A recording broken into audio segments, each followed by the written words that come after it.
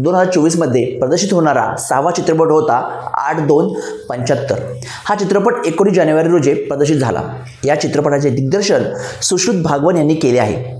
ही गोष्ट आहे अमोल मोघे म्हणजेच अभिनेता शुभंकर तावडे याची, जो आईच्या इच्छेसाठी डॉक्टर झालेला असतो।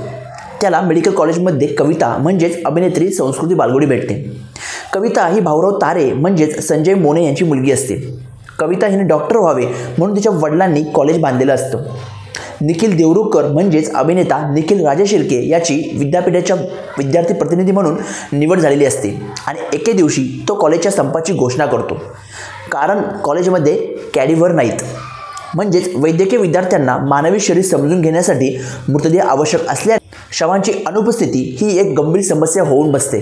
तेव्हा निर्मलाताई इंदुरकर म्हणजेच अभिनेत्री राधिका विद्यासागर की ज्या कॉलेजमध्ये भागीदारीमध्ये असतात, त्या कॉलेजमध्ये एक घोषणा करतात।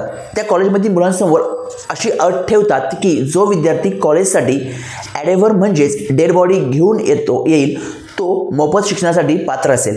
मग ही अट पूर्ण करण्यासाठी सर्वांची चालू असलेली धावपळ आपल्याला या चित्रपटात पाहायला मिळते। या चित्रपटाचा देहदानासारखा विषय तसा वेगळा होता, पण चित्रपटाची कथा अपूर्ण आणि तुकड्यात तुकड्यात विखरलेली वाटत होती। त्यामुळे प्रेक्षक चित्रपटाच्या कथेत गुंतून राहत नाही। म्हणजे मोने यांनी लिहिलेले संवाद तेवढेसे प्रभावी वाटत नाही। अभिनयाबद्दल बोलायचे झाल्यास शुभंकर तावडे यांनी त्याची भूमिका प्रभावीपणे साकारली आहे आणि त्याला अभिनेत्री संस्कृती बालगुडे हिने देखील चांगली साथ दिल्याचं आपल्याला दिसतं। या दोघांशिवाय या चित्रपटात शर्वरी पिल्लई, संजय मोने, आनंद इंगळे, राधिका हर्षे, अश्विनी कुलकर्णी, विजय पटवर्धन, चिन्मय संत, निखिल राजशिर्के, सीमा कुलकर्णी, अनुषा पिंपुटकर आणि अक्षय मिटकल अशी मोठी स्टारकास्ट आहे।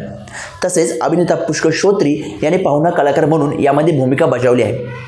या चित्रपटाबद्दल एक महत्त्वाची गोष्ट म्हणजे या चित्रपटाला वेगवेगळ्या चित्रपट महोत्सवात 90पेक्षा जास्त पुरस्कार मिळाले आहेत, पण तरी देखील हा एवढा महत्त्वाच्या विषयाचा चित्रपट प्रेक्षकांना चित्रपटगृहात आणण्यास अपयशी ठरला असे म्हणावे लागेल। हा तुम्हाला चित्रपट जर पाहायचा असेल तर तुम्ही ॲमेझॉन प्राईम या OTT प्लॅटफॉर्मवर तो चित्रपट पाहू शकता आणि तो चित्रपट तुम्हाला कसा वाटतो हे आम्हाला या व्हिडिओच्या कमेंटमध्ये नक्की सांगा।